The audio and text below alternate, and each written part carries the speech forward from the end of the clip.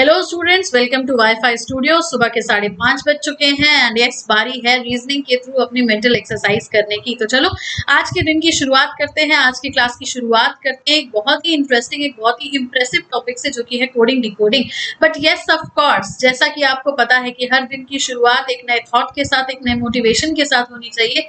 तो आज के दिन का कोड, आज के दिन का थॉट है कि do not watch a clock, do it as it does. That means घड़ी को सिर्फ आप देखो नहीं, बल्कि उससे कुछ सीखो भी, या ये कह लीजिए कि वो जैसा करता है वैसे ही करो। That means घड़ी का काम है चलना, तो उसको ही फॉलो करते हुए बस हमें भी चलते रहना है। क्योंकि अगर हम रुक गए तो दुनिया रुक जाएगी, दुनिया रुक जाएगी, हमारी कोशिश रुक जाएगी, कोशिश रुक जाएगी, हमारा सिलेक्शन रुक जाएगा। दैट मीन्स ऑल्सो दुनिया रुक गई ना बेटा। तो इसीलिए घड़ी का काम है चलते रहना, और हम सिर्फ उसको देखेंगे नहीं, बल्कि हम भी घड़ी की तरह चलते रहेंगे तब तक जब तक अपनी मंजिल तक ना पहुंच जाए। लेकिन जैसे घड़ी 12 बजने के बाद या एक दिन पूरा करने के बाद भी नहीं रुकती, तो बस हम भी अपने गोल्स और मोटिव्स को आगे बढ़ाते हुए और भी सारी चीजों को सरपास करते हुए अपने एक बोला जाए तो पूरी की पूरी लाइफ साइकिल में नए नए डिस्कवरीज करते रहेंगे। तो बस चलते रहेंगे, चलना हमारा काम है। आज की क्लास में कोडिंग डिकोडिंग डिस्कस करेंगे। So let's crack it. देखते हैं कोडिंग डिकोडिंग में आपकी अप्रोच क्या है, कोडिंग डिकोडिंग में आपकी अंडरस्टैंडिंग क्या है, कोडिंग डिकोडिंग में आप किस तरीके से क्वेश्चंस को सॉल्व करते हो, समझते हो। But yes, of course, class शुरू करने से पहले आपको आपके मेंटर का, फैकल्टी का पता होना जरूरी है कि आप उनसे डायरेक्टली कहाँ पे कॉन्टैक्ट कर सकते हैं। तो yes, you can directly contact me through Telegram group, जिसका नाम है समष्टि शुक्ला पांडे रीजनिंग, जिसको आप @समष्टि के नाम से सर्च कर सकते हो। Just be very specific with the spelling, that is SAMASHTI। दूसरा, फेसबुक पेज आप लाइक करिए रीजनिंग बाय समष्टि मैम के नाम से, एंड यस, डायरेक्टली आप फेसबुक पे सर्च कर सकते हैं समष्टि मैम रीजनिंग गुरु। तो वहां पे भी हम आपके सारे के सारे क्वेरीज, सब्जेक्टिव डाउट्स को क्लियर आउट कर देंगे। तो चल बढ़ते हैं हम लोग क्वेश्चंस की तरफ। लेकिन ऑफ कोर्स उससे पहले जानना ये जरूरी है कि जैसे ये क्लास आपके ऑल एग्जामिनेशंस को कवर करती है, तो कोडिंग डिकोडिंग में ऐसे कौन से क्वेश्चंस हैं जो आपके सारे के सारे एग्जामिनेशंस में पूछे जाते हैं, या पूछे जा सकते हैं, या पूछे गए हैं। So you all know it very well. Substitution coding, substitution coding, या इसको हम फ्रेजल कोडिंग भी कहते हैं, या तो फिर हम इसको चाइनीज कोडिंग भी कहते हैं। तो इसके अलग अलग नाम है, लेकिन मतलब सिर्फ वही है कि जिसमें आपको एक पैसेज दे दिया जाता है, फ्रेज दे दिया जाता है, फिर उसके आगे उसके इमेजिनरी कोड्स दे दिए जाते हैं। तो ये आपका बैंक में भी पूछा जाता है, SSC लेवल पे भी पूछा जाता है, फूड कॉर्पोरेशन में, रेलवेज में, XYZ किसी भी एग्जामिनेशन में। लेकिन इसके अलावा अगर हम बात करें तो एक न्यू पैटर्न कोडिंग, जो कि हाल फिलहाल कुछ 2 से 3 साल पहले इंट्रोड्यूस हुआ स्टेट बैंक ऑफ इंडिया के एग्जाम्स में, RBI के एग्जाम्स में। दैट मीन्स ये मेनली बैंकिंग के एग्जामिनेशन को फोकस करके ही बनाया जाता है, क्योंकि पेपर कितना ईजी करोगे, तो इसीलिए उसको थोड़ा सा घुमा के पूछ लिया, लॉजिक्स डाल के पूछ लिया, पर पूछा तो कोडिंग डिकोडिंग ही ना। तो आज की क्लास में हम क्या करेंगे, आज की क्लास में हम सब्स्टिट्यूशन कोडिंग तो डिस्कस करेंगे ही, लेकिन हम न्यू पैटर्न पे भी जाएंगे, क्योंकि वाइस वर्सा सारे एग्जामिनेशंस में क्या क्या कैसे पूछा जाता है, उन सब की तैयारी यहाँ होगी। अच्छा, इसी के साथ आज आपके लिए सरप्राइज एक क्वेश्चन और है, वो है बाइनरी कोडिंग से। अब बाइनरी कोडिंग की बात करें तो यू नेवर नो, ये आपके बैंक में या SSC में या रेलवेज में या किसी भी एग्जामिनेशन में अगेन पूछा जा सकता है। इसका कोई फिक्सेशन नहीं है कि नहीं ये इसी एग्जाम में पूछा जाएगा या यहीं पे पूछा जाएगा, नहीं, ये कभी भी कहीं भी पूछा जा सकता है। ये मेनली एग्जाम में तब फ्रेम किया जाता है एग्जामिनर के थ्रू जब आपका रीजनिंग और कंप्यूटर्स साथ में होता है। तो कैंडिडेट क्या होता है, कंफ्यूज हो जाता है ये सोच के कि अरे ये तो कंप्यूटर का पार्ट है, पर नहीं बेटा, ये भी रीजनिंग का ही पार्ट है। तो चलो, hope you all are excited to solve the questions, और क्वेश्चन सॉल्व करने के एक्साइटमेंट को आगे बढ़ाएंगे, क्वेश्चंस की तरफ ही हम बढ़ेंगे। So here we have the very first question. पहला क्वेश्चन, आपके 5 क्वेश्चंस का लेआउट है। दैट मीन्स 5 के 5 क्वेश्चंस जो होंगे वो इसी डेटा पे, तो यहाँ ये डेटा दिया हुआ है, इसी पे बेस्ड होंगे। एंड यस, जैसा कि ये दिख भी रहा है आपको कि this is part of phrase coding या सब्स्टिट्यूशन कोडिंग या चाइनीज कोडिंग। अब देखो, यहाँ पे हमें फ्रेज समझना है, पूछे गए क्वेश्चन का आंसर देना है। क्वेश्चन में जैसे पूछा है हार्डिनायो किसका कोड हो सकता है, तो देखो 2 तरीके हैं। एक, आपको वर्ड दे दिया जाता है और उसका कोड निकालना पड़ता है। दूसरा, आपको कोड दे दिया जाता है, उसका वर्ड निकालना पड़ता है। तो वाइस वर्सा, दोनों तरीके से। So let's check it out, basically इस क्वेश्चन का आंसर क्या होगा। लेकिन उससे पहले देखो हमें दिया क्या हुआ, हमें दिया हुआ है हैड टू लुक पॉजिटिव, इसका कोड है टी ला रेजी। फिर है लुक विथ फॉर मी, इसका कोड है टी रे योहा। फिर दिया हुआ है कीप गोइंग विथ पॉजिटिव, इसका कोड है मा यो हो ला। और फिर लास्ट में दिया हुआ है फॉर गोइंग हेल्प विथ, इसका कोड है यो डी ना और मा। अब हमें बताना है हा डी ना यो का कोड। अब हा डी ना यो का कोड बताने के लिए सबसे पहले तो ये देखो कि हा कहाँ है। तो हा हमारे पास सेकंड फ्रेज में है, सेकंड फ्रेज के अलावा और कहीं भी नहीं। ठीक है, तो अब देखो यहाँ पे डी की बात करें तो डी हमारा सेकंड फ्रेज में भी है और सेकंड के अलावा फोर्थ फ्रेज में भी है। ना की अगर हम बात करें तो ना हमारा फोर्थ फ्रेज में है। यो की बात करें तो यो हमारा सेकंड में भी है, थर्ड में भी है और फोर्थ में भी है। तो सबसे पहले तो जरा निकालें हम हा के लिए। हा के लिए सिर्फ वही वर्ड होगा जो और कहीं रिपीटेड नहीं है। And as I can see आपका ये लुक रिपीटेड है, इसको हटा दो। विथ आपका रिपीटेड है, इसको भी हटा दो। फॉर आपका रिपीटेड है, इसको भी हटा दो। पर मी आपका कहीं भी रिपीटेड नहीं है। दैट मीन्स आपके जो हा के लिए कोड हो सकता है वो क्या हो सकता है, वो हो सकता है मी, या हो गया मी। ठीक है, अब बात करें किसकी, डी की। अब जरा देखिए डी के लिए, तो डी हमारे पास कहाँ था, डी सेकंड में था और डी हमारे पास फोर्थ में था। अब सेकंड और फोर्थ में देखो कॉमन क्या है, अभी हमने चेकआउट किया था। फॉर हमारा सेकंड में भी है, फॉर हमारा फोर्थ में भी है। तो बस डी के लिए जो कोड हो गया वो क्या हो गया आपका, फॉर हो गया। ठीक है, फिर उसके बाद दिया हुआ है ना। अब ना की अगर हम बात करें तो ना हमारे पास सिर्फ फोर्थ में था। सिर्फ फोर्थ में तो देखो गोइंग आपका रिपीटेड है, इसको हटा दिया, बच गया क्या, हेल्प। दैट मीन्स ना के लिए जो कोड हो गया वो क्या हो गया, हेल्प हो गया। देन लास्टली बचा आपके पास यो। अब यो की अगर बात करें तो यो हमारे पास थर्ड में, यो हमारे पास फोर्थ में, यो हमारे पास सेकंड में। तो सेकंड थर्ड फोर्थ में कॉमन क्या है, तो सेकंड थर्ड फोर्थ में कॉमन है आई गेस ये विथ यहाँ भी है, विथ यहाँ भी है और विथ यहाँ भी है। तो बस ये जो आपका लास्ट वर्ड हो गया, कोड हो गया यो, उसके लिए वर्ड हो जाएगा आपका विथ। तो इस तरीके से आपने चारों के चारों कोड्स के वर्ड को डिटरमाइन कर लिया। अब सीक्वेंस यहाँ पे मैटर नहीं करता, हार्डली मैटर करता है सीक्वेंस। दैट मीन्स बिल्कुल जरूरी नहीं है कि इसी सीक्वेंस में आप आंसर करें। सीक्वेंस आपका कुछ भी हो सकता है, बस हमें चाहिए मी फॉर हेल्प विथ। अब मी फॉर हेल्प विथ पहले में नहीं है, मी फॉर हेल्प विथ दूसरे में नहीं है, मी फॉर हेल्प विथ तीसरे में भी नहीं है, अब मी फॉर हेल्प विथ जो है वो चौथे में भी नहीं है। तो मी फॉर हेल्प विथ आपका पांचवे में है। आई अगेन सेड कि सीक्वेंस का कोई काम नहीं है, तो बस option number 5 is the right answer. Clear हुआ, इजी है। तो अगर ये बैंक में आए तो भी बनेगा, एसएससी में आए तो भी बनेगा, रेलवे में आए तो भी बनेगा, किसी भी कॉम्पिटेटिव एग्जामिनेशन में आए तो हमसे बनेगा। चलो आगे बढ़ते हैं, let's see the next question. अब हमें बताना है किसका, लुक फॉर का। तो लुक देखो कहाँ, लुक हमारे पास फर्स्ट में है, लुक हमारे पास सेकंड में है और कहीं पे भी नहीं। तो लुक का कोड वही होगा जो आपका सिर्फ फर्स्ट में होगा और सेकंड में होगा। तो जैसे हमें दिख रहा है आपको भी दिख रहा है कि रे, रे इज द वर्ड या रे is the code for look. ठीक है, अब फॉर की बात अगर हम करें तो फॉर कहाँ है हमारा, फॉर हमारा सेकंड में है, फॉर हमारा फोर्थ में है।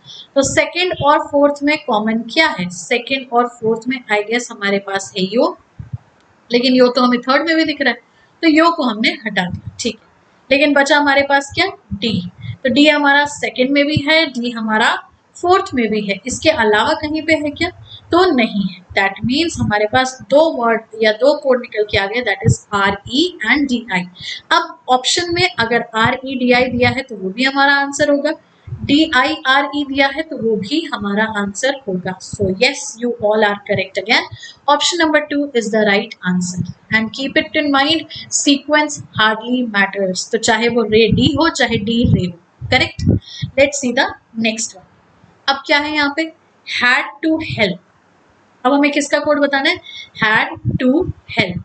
अब देखो हैड और टू तो हमें यहाँ फर्स्ट में मिल गया, इसके अलावा अगर हम देखें तो और कहीं है क्या, हैड टू सेकंड में नहीं है, हैड टू हमारा थर्ड में भी नहीं है, हैड टू हमारा फोर्थ में भी नहीं है। दैट मीन्स हैड टू का तो सीधा सीधा कोड कहाँ से आएगा, सिर्फ फर्स्ट वाले से आएगा। तो देखो जो कॉमन है वो हटा दो, क्योंकि हैड टू तो कहीं पे भी कॉमन नहीं दिया हुआ है। तो हमने क्या किया, रे हटा दिया, ठीक है। फिर हमने टी, ला और जी बचा है, तो टी, ला और जी। अब देखो टी, ला और जी, अब यहाँ ये समझने वाली बात होगी कि ला भी जो है वो हमारा फर्स्ट और थर्ड में कॉमन हो रहा है। तो बच क्या गया हमारे पास, एक बच गया टी और एक बच गया जी। नो मैटर्स हैड का कोड क्या है, नो मैटर्स टू का कोड क्या है। बस ये ध्यान से रखो कि हैड और टू दोनों का जो कोड है वो या तो टी होगा या तो जी होगा। अब बात करें हेल्प की, तो हेल्प कहाँ, हेल्प हमारे पास फोर्थ फ्रेज में है, और अगर हेल्प हमारे पास फोर्थ फ्रेज में है तो यस, यो तो नहीं होगा क्योंकि यो is a repeated code, D भी नहीं होगा क्योंकि D is again a repeated code, माँ भी नहीं होगा क्योंकि माँ is again a repeated code, तो बच गया क्या, ना। दैट मीन्स हेल्प का कोड हो गया हमारा ना। ये बात क्लियर हो गई। अब आंसर ऑप्शंस में अगर हम देखें तो अगर हमें दिया हुआ है टी ना, या तो फिर ना और टी, दोनों को हम कंसिडर करेंगे। अगर हमें दिया हुआ है जी ना, या हमें दिया हुआ है ना या जी, तो हम इन दोनों को कंसिडर करेंगे। दैट मीन्स इन चारों पॉसिबिलिटीज में से जो हमारे पास ऑप्शन में है, जो हमारे पास पर्टिकुलरली प्रेजेंट है, हम उसको आंसर मार्क करेंगे। बट ये तब हो जब हमारे, ध्यान से सुनिए, जब हमें फाइंड आउट करना है क्या, हैड हेल्प या तो फिर टू हेल्प। लेकिन अभी तो हमें फाइंड आउट करना है had to help. That means हमारा कोड सिंपली क्या होगा, टी, जी और ना। ये सीक्वेंस आगे पीछे हो सकता है, दैट मीन्स जी टी ना भी हो सकता है, ना जी टी भी हो सकता है, जी ना टी भी हो सकता है, टी ना जी भी हो सकता है, कुछ भी हो सकता है। So yes, you all have guessed it right. Option number 5 is the right answer. चलो, let's check it out the next one. Question number 4 देखते हैं। अब अभी हमने फाइंड आउट किया हैड का कोड, कहाँ लिखा हमने, यहाँ लिख देते हैं हैड का कोड। अब हैड का कोड तो ऑफ कोर्स हमने देखो यहाँ से निकाला ही, अभी प्रीवियस क्वेश्चन में यही हमने डिस्कस किया था कि हैड टू दोनों के लिए पॉसिबिलिटी क्या है, या तो टी या तो जी। तो अब अगर हमें सिर्फ हैड पूछा है तो ऑब्वियसली हम क्या मार्क करेंगे, ईदर टी और जी, क्योंकि ऐसा तो फिक्स नहीं है ना कि टी ही है या जी ही है, वो या तो टी भी हो सकता है या तो जी भी हो सकता है। So yes, option number 4 is the right answer. Let's see the next one. अब क्या दिया हुआ है हमें यहाँ पे, माँ। अब अगर हम माँ की बात करें तो माँ हमारे पास थर्ड में है, माँ हमारे पास फोर्थ में। अब माँ थर्ड में भी है, माँ फोर्थ में भी है, तो ऑब्वियसली जो भी हमारा कॉमन होगा थर्ड और फोर्थ में, बस वही हमारा आंसर है। तो अब देख पाए यहाँ पे हमारे पास तो गोइंग और गोइंग, इसके अलावा देखो विथ आपका सेकेंड, थर्ड और फोर्थ में है, कीप और पॉजिटिव और कहीं पे भी नहीं है, लेकिन थर्ड और फोर्थ में रिपीटेड क्या है, आपका गोइंग है, माँ है। दैट मीन्स जो आंसर हो जाएगा या जो ऑप्शन आप मार्क करोगे that would be option number 4 going. तो देखा आपने कितना फटाफट इन 5 क्वेश्चंस को हमने सॉल्व कर लिया कॉमन काउंटिंग के अकॉर्डिंग। बस कॉमन काउंट के हिसाब से ही आपको आंसर्स मार्क करना है और कुछ नहीं, ठीक है। चलो, let's move on towards the next question and yes, next question type is आपका बाइनरी। अब बाइनरी होता बहुत आसान है, इसको हम बहुत आम भाषा में समझाएंगे, लेकिन सबसे पहले क्वेश्चन का इंस्ट्रक्शन क्या होता है जिसको पढ़ के हमें कंफ्यूजन होती है वो देखो। क्वेश्चन में दिया होता है इन अ सर्टेन कोड, किसी कूट भाषा में the symbol for zero is eight the rate, zero के लिए या शून्य के लिए प्रतीक एट द रेट है, एंड 1 के लिए हैश है। There are no other symbols for the numbers and the numbers greater than 1 are to be written only by using the 2 symbols given above. मतलब at the rate और hash, at the rate और hash, इन्हीं को use करके हमें सारे के सारे नंबर्स को कोड करना है। The value of the symbol for 1 doubles itself every time it shifts 1 places to the left.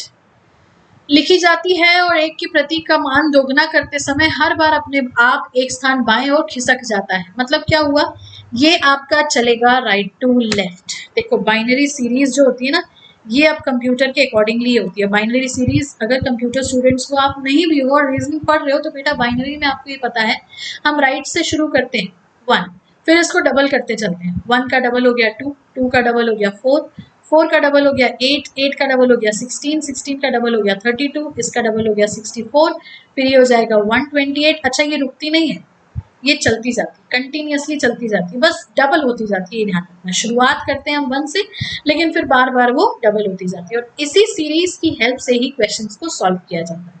अब इस इंस्ट्रक्शन से आपको 2 बातें ध्यान रखनी है। एक, जो बाइनरी सीरीज हमारी यूज होगी वो ये है। दूसरा, अगर 0 है तो उसके लिए एट द रेट, और अगर 1 है तो उसके लिए हैश। आम भाषा में बताएं, आम भाषा में समझो कि अगर नंबर है तो उसके लिए हैश, और कोई नंबर नहीं है तो उसके लिए एट द रेट। ध्यान रखना, अभी जब हम इसको क्वेश्चन पे अप्लाई करेंगे तो क्लियर हो जाएगा। नंबर के लिए हैश और कोई नंबर नहीं है तो @। अब कैसे होगा, क्या होगा, चलो देखो। हमें यहाँ पे क्वेश्चन में बोला है which of the following number is written as hash hash @##। Use करना है बाइनरी सीरीज को, और बाइनरी सीरीज को जब आप यूज करोगे तो बाइनरी सीरीज के अकॉर्डिंग 1 2 4 8 16 32 लाइकवाइज ऐसे चलता जाएगा। तो अभी हम जरा 32 पे रुक जाते हैं, जरूरत पड़ेगी तो यूज करेंगे, लेकिन हमें नहीं जरूरत पड़ेगी क्योंकि यहाँ हमारे पास एलिमेंट्स है, सिंबल कितने हैं, हमारे पास है 5 सिंबल्स। तो 5 हमारा तो काम कहाँ तक हुआ है, 16 तक ही हो रहा है। तो अब अगर हम इसके लिए बाइनरी सीरीज यूज करें तो वो होगी हमारी 1 2 4 8 और 16। अब करना आपको क्या है, इन सिंबल्स को प्लेस कर दो, हैश हैश @##।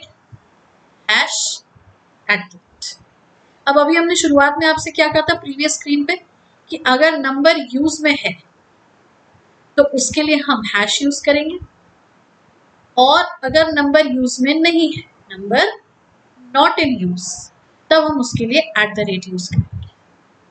तो जो हमारे नंबर यूज में नहीं है वो हो गए हमारे 4 और 1। जो नंबर हमारे यूज में है वो कौन से हैं, 16 8 और 2। अब जब हमने ये 3 नंबर्स फाइंड आउट कर लिए तो अब हम इनका क्या करें, तो हम इनको फाइनली सम कर देंगे या फिर ये बोलिए कि हम ऐड कर देंगे। दैट मीन्स 16 प्लस 8 हो गया 24, 24 प्लस 2 हो गया 26। तो हैश हैश @ का मतलब होता है 26। समझ में आया, बहुत सिंपल है। एक बार फिर से समझो, प्रीवियस स्क्रीन में अगर हम आए, प्रीवियस स्क्रीन के अकॉर्डिंग आपको ये पता चल गया कि हमें बाइनरी सीरीज यूज करनी है। फिर से और अच्छे से समझ लेना एक बार, हमें बाइनरी सीरीज यूज करनी है जो कि राइट से लेफ्ट चलती है। राइट से लेफ्ट चलती है, 1 से शुरू होती है और डबल होती चलती है।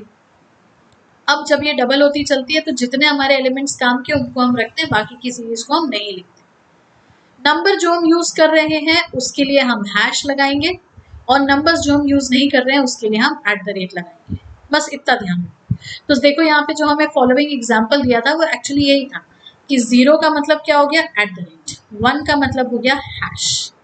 अब 2 का क्या मतलब हो गया, हैश @ कैसे हैश @ देखो 2 तो 2 यही है ना, लेकिन बाइनरी सीरीज में देखोगे तो हमें 2 तक आने के लिए 2 और 1 ये दो नंबर्स रखने पड़ेंगे, लेकिन 1 हमारे किसी काम का नहीं है तो यहाँ @ हो गया, ये हैश हो गया। बात समझ आई, 2 का कोड ये कैसे हुआ। सेम लाइकवाइज 3 की बात हो गई। अब 3 क्या होता है आपका, 1 + 2 ही तो होता है, या 2 + 1। तो अब हमारा 1 भी काम का है, 2 भी काम का है, तो हमने यहाँ पे 3 के लिए क्या कोड कर दिया, ##।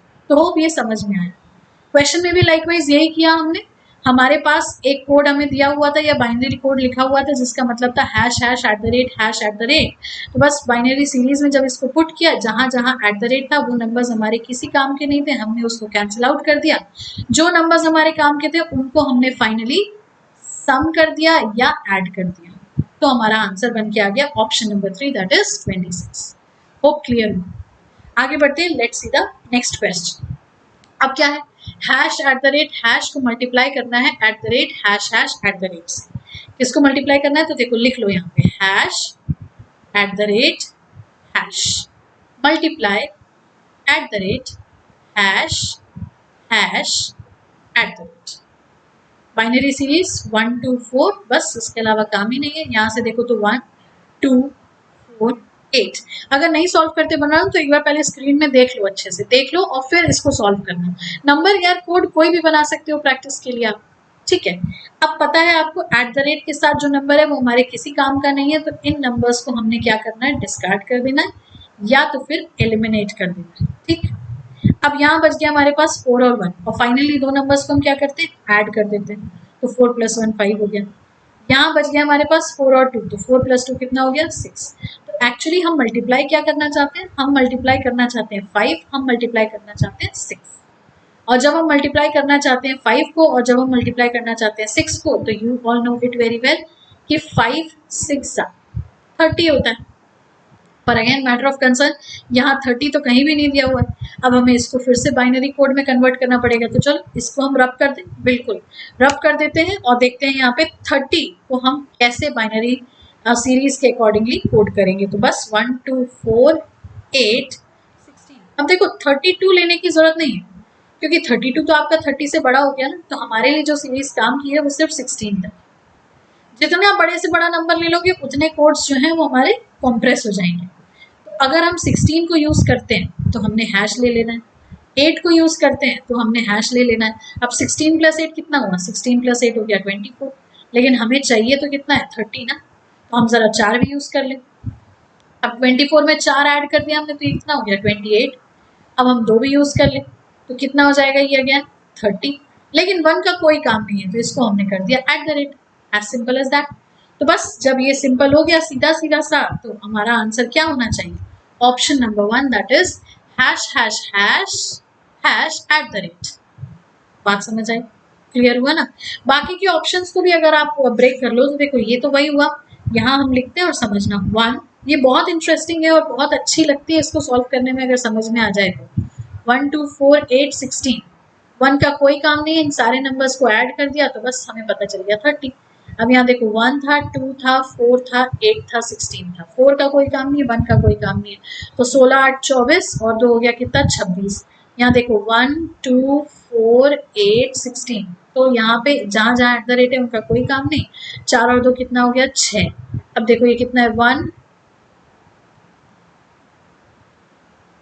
ये हो गया 2, ये हो गया 4, ये हो गया 8, ये हो गया 16, 16 का काम नहीं, 1 का काम नहीं, 8 4 12 और 2 कितना हो गया 14। यहाँ देखो तो 1 2 4 8 16, तो 8 का काम नहीं 2 का काम नहीं, तो अब 16 को 20 और 1 हो गया कितना 21। सो आई गेस अब ये सारी चीजें आपको एग्जाम में कभी परेशान नहीं करेगी। आगे बढ़ते हैं, नेक्स्ट क्वेश्चन देखते हैं। तो again we have substitution coding, phrasal coding या तो कह लीजिए इसको चाइनीज कोडिंग।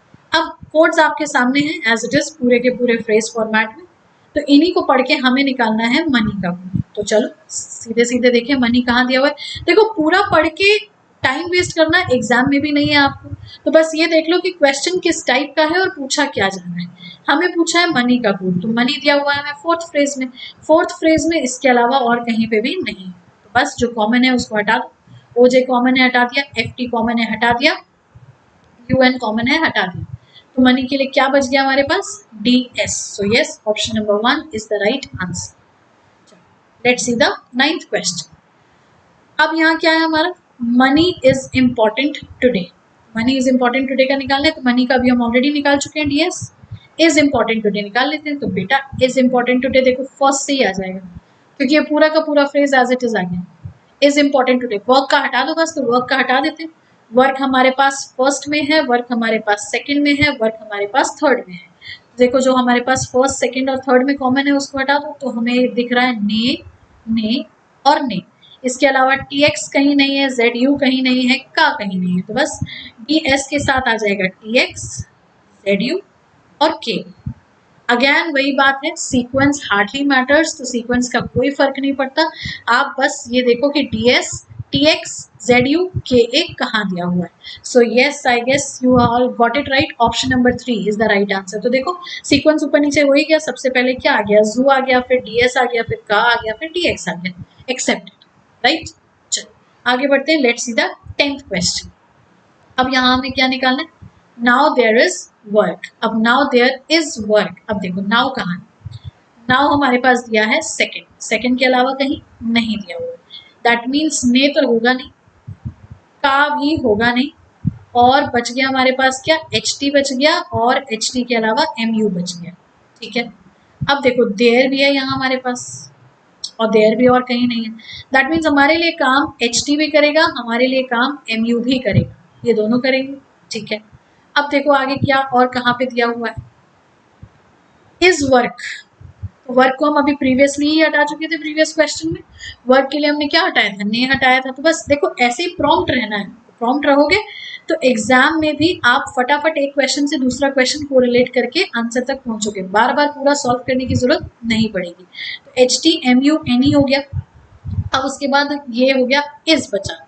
अब इज देखें कहाँ है, तो इज इम्पोर्टेंट टुडे। अब देखो इज इम्पोर्टेंट टुडे के हिसाब से इज यहाँ भी है और इज यहाँ भी है, तो इज इम्पोर्टेंट टुडे में फर्स्ट और सेकंड में कॉमन क्या है, फर्स्ट और सेकंड में कॉमन आपका दिया हुआ है KA का, KA का, और तो कहीं है नहीं, तो बस के एक का मतलब HTMUNEKA इन्हीं सबको यूज करना है, तो बस HTMUNEKA option number 5 is the right answer. Clear? Let's move on towards the next question. अब ये है हमारा न्यू पैटर्न कोडिंग, जिसको बैंकिंग या बैंक लेवल ऑफ एग्जामिनेशंस या उस लेवल पे रख के डिजाइन किया गया है, ताकि आपकी इस क्लास में ना सिर्फ बेसिक लेवल क्लियर हो, पर ये भी आपको पता हो कि बैंकिंग और एसएससीज को, रेलवेज को अगर आप डिफरेंशिएट करते हो तो कोडिंग डिकोडिंग हर तरीके के क्वेश्चंस आपको बनने चाहिए। अब यहाँ पे हमें तीन चीजें दिख रही हैं। अगर हम देखें तो इन फ्रेजेस के आगे जो कोड्स दिए हैं, इसमें तीन चीजों में एक तो है सिंबल, फिर है आपके लेटर्स, और उसके अलावा हैं आपके नंबर्स। अब कैसे सिंबल यूज किया गया है, कैसे लेटर यूज किया गया है, कैसे नंबर यूज किया गया है, इसी को हमें समझना है और इसी के अकॉर्डिंगली ही हमें सॉल्व करना है। तो सबसे पहले हमारा दिमाग चल रहा है किसमें? नंबर पे। नंबर पे इसीलिए क्योंकि प्लेस वैल्यूज को टारगेट करना बहुत आसान होता है। तो जरा हम देखें नंबर्स का रेप्लीकेशन कैसे आया, किस चीज को नंबर बनाया। तो देखो यहाँ नंबर क्या है, 15, 15, 18, 15। अगर हम प्लेस वैल्यू से रिलेट करें तो 15 is a place value of O, 18 is a place value of R। अब ये O और R कहीं दिख रहा है? So yes, O, O, O, R। Common क्या है? O तो बाकी जगह भी है, लेकिन कॉमन ये है कि सेकेंड लेटर में R भी दिया हुआ है। तो हम ये कह सकते हैं कि जो ये नंबर्स आए हैं ये हमारी सेकेंड लेटर की प्लेस वैल्यू है। करेक्ट? तो जो नंबर्स हो गए हमारे वो क्या है? सेकेंड लेटर्स की प्लेस वैल्यू। ठीक है, अब इसके बाद ये लेटर कैसे आए? तो लेटर ऑब्वियसली हमें ऑपोजिट समझ में आए। क्यों समझ में आए? क्योंकि देखो ये 15 O के लिए यूज होता है, इसके साथ दिया हुआ है T और W, और T जो है वो ऑपोजिट है G का, और W जो है वो ऑपोजिट है किसका? B का। सॉरी D का, माई मिस्टेक, B नहीं, ये D का। G और D कहाँ दिया हुआ है? तो लेटर्स की ऑपोजिट जो बात हो रही है वो ये है कि फर्स्ट लेटर और लास्ट लेटर, फर्स्ट लेटर और लास्ट लेटर का ऑपोजिट होगा। अब बात करते हैं सिंबल्स की। तो सिंबल्स जो है वो हमारे नंबर ऑफ लेटर्स के अकॉर्डिंगली ज्यादा है, क्योंकि जो कॉमनली यूज्ड है देखो क्या है, एक तो आपका हैश यूज हो रहा है, @ यूज हो रहा है, परसेंट यूज हो रहा है, और डॉलर यूज हो रहा है। इसके अलावा तो कुछ भी यूज नहीं हो रहा है। तो बस हैश कहाँ होगा, @ कहाँ होगा, डॉलर कहाँ होगा, परसेंट कहाँ होगा, यही हमें देखना है। तो अगर हम देखें हैश, हैश हमारा फर्स्ट फ्रेज में 2 बार है, सेकेंड फ्रेज में 1 बार है, थर्ड फ्रेज में 1 बार है, चौथे में भी 1 बार। फर्स्ट फ्रेज में 2 बार, that means some. Good. Common क्या है इसमें? 4 नंबर ऑफ लेटर्स। तो ये बिल्कुल कहा जा सकता है कि हैश यूज हो रहा है 4 लेटर वर्ड के लिए।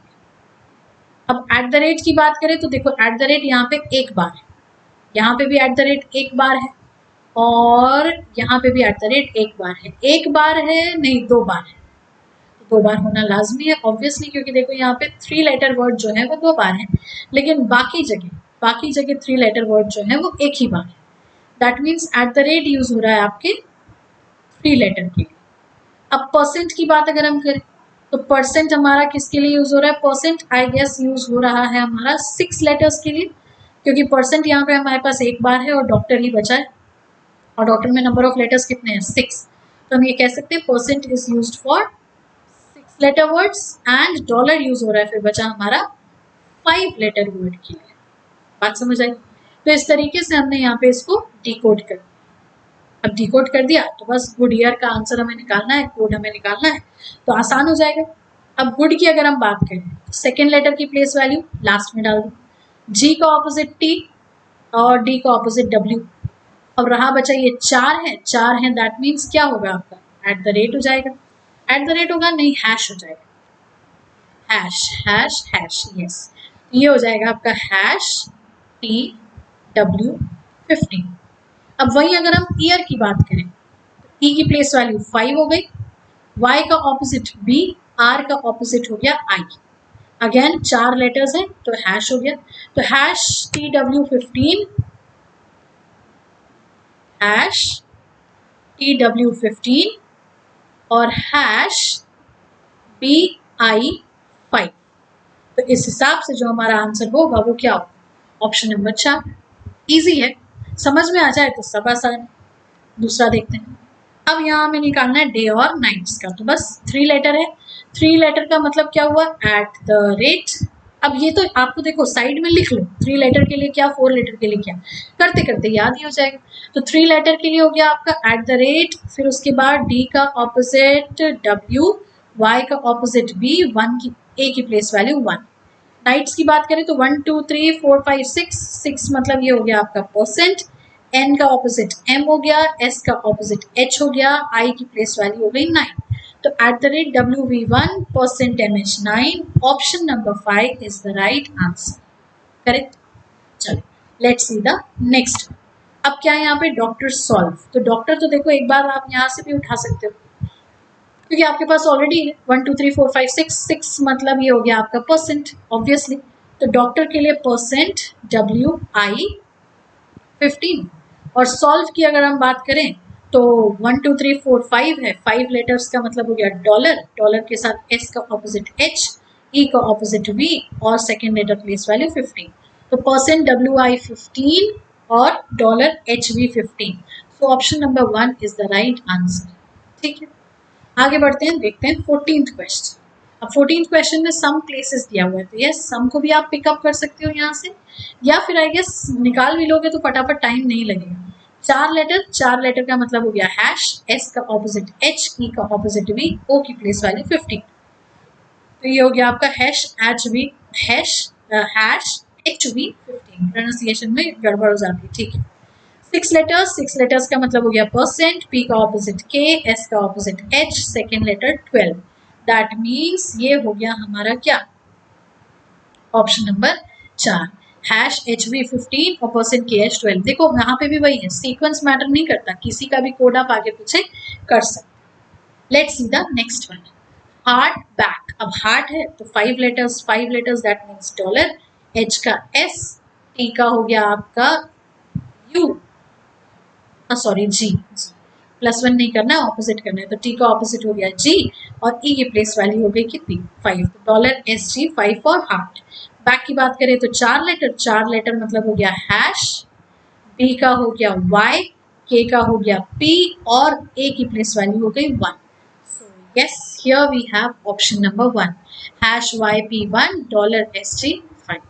सो होप ये सारे के सारे क्वेश्चंस आपको क्लियर हुए हैं, चाहे वो फ्रेजल कोडिंग के हो, चाहे वो न्यू पैटर्न के हो, चाहे वो आपकी सिंपल सा बाइनरी कोडिंग हो। ये आपके सारे के सारे एग्जामिनेशंस में इन फॉर्मेट्स पे क्वेश्चन देखे जा सकते हैं। तो कल फिर मुलाकात होगी आपसे सुबह 5:30 बजे। That's all for now, and yes Samashti ma'am signing off. Thank you so much.